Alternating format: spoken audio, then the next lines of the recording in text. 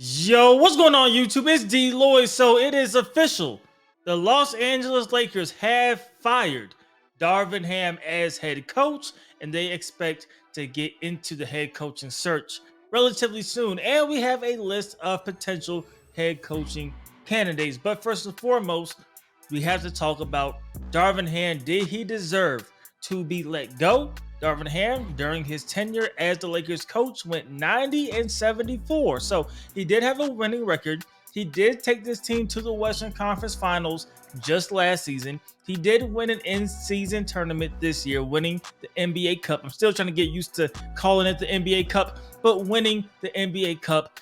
Wins a play-in tournament again this season, and played against the defending champs, right? The team that won the championship. They got swept last season. They beat the Nuggets in one game this season, lose ultimately in a gentleman's sweep in 5, but in a series in which the Lakers led at halftime in every single game. Now, I'm sure there's some type of advanced stat somewhere. I'm not sure if that has been done before, but the Lakers managed to lose a series in which they were winning at halftime every single game. That is definitely a feat.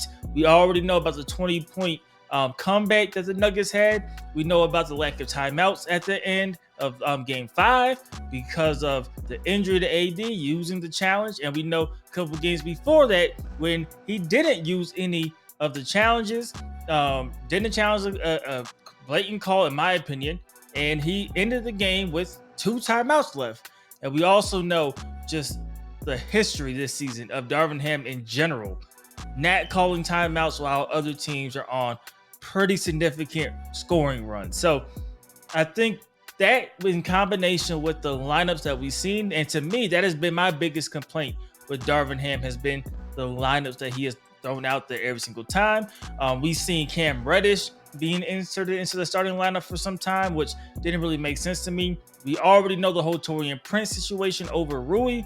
That didn't make sense to me, and it looks like reports are saying that didn't go over well in the locker room as well. We've seen Anthony Davis talk about how they just feel like they're not prepared on offense and defense, and they don't know what they are doing sometimes, which goes into another criticism of people saying that there is a lack of in-game adjustments.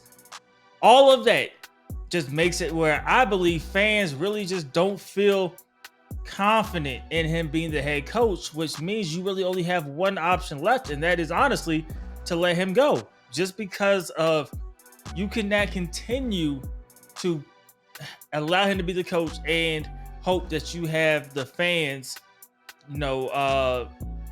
best interest, right? Or the fans' belief, right? Because they're not, because that trust that they have with Darvin Ham is essentially gone. So he will be let go. The Lakers have to pay him over the next 2 years, unless, of course, he gets another coaching job, which I do think he will get another NBA coaching job at some point. We heard Woj said that he is definitely in those circles to get another job at some point. I don't know if it's this season, but I think he will at some point, just not with the Lakers. Now, what we do know is the 4 names that have been brought up so far, maybe more names come about, but the 4 names as the potential replacement is Mike Budenholzer, Kenny Atkinson, JJ Redick, and Ty Lue. Now, going through these head coaches, I could say first and foremost, I respect Kenny Atkinson. I like what he did with Brooklyn. He's now an assistant head coach for the the Golden State Warriors. But I would not prefer Kenny Atkinson as the Lakers head coach. Just throw that out there simply. I don't prefer that. I like Mike Budenholzer. I think that'll be my ideal candidate. Now, he has championship pedigree. We have seen him with the Bucks. We have seen him with the Hawks. We have seen him with teams. He has a good system. He's going to have solid defense. Like, he makes adjustments. I like Mike Budenholzer if you are able to bring him in.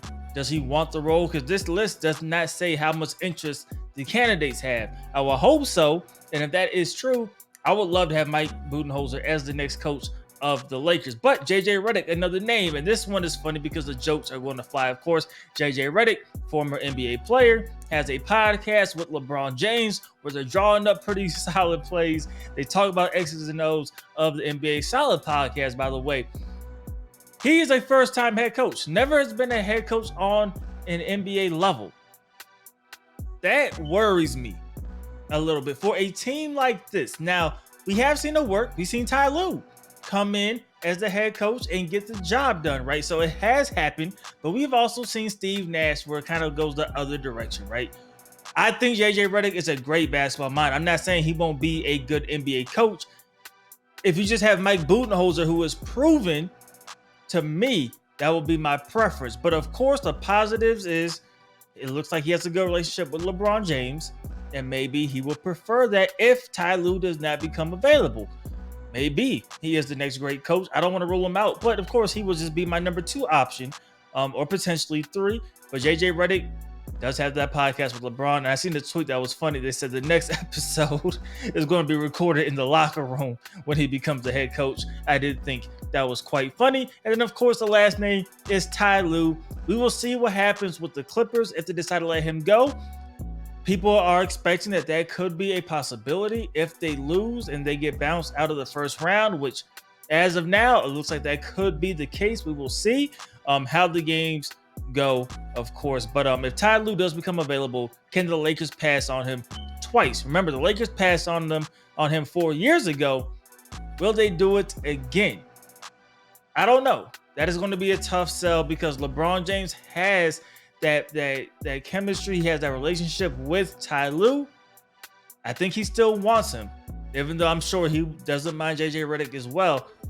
That will be interesting. That would definitely be interesting to see what they do in that situation. So there are options for the Lakers. What was just talking about the draft capital. What he means by draft capital is that the Lakers now have 3 first-round picks that they could trade in the offseason. Not so much picks to actually draft with, because I see some people saying the Lakers only have 2 first-round picks in the next 4 years. That is true, but he's talking about the trade and try to make some moves because the Lakers are actually somewhat limited when it comes to the flexibility that they have on their team salary cap-wise. So, of course, if they're going to make moves, it's going to have DLloyd in it, probably in the sign and trade, and you're probably going to have to work out, the sign and trade is going to be difficult as well, but if you get rid of Taurean Prince, you can make it work. But you're definitely going to have some draft picks in there as well, or you're going to have to try to move some draft picks and get somebody else to help improve the team. I don't think it's as flexible as it makes it seem.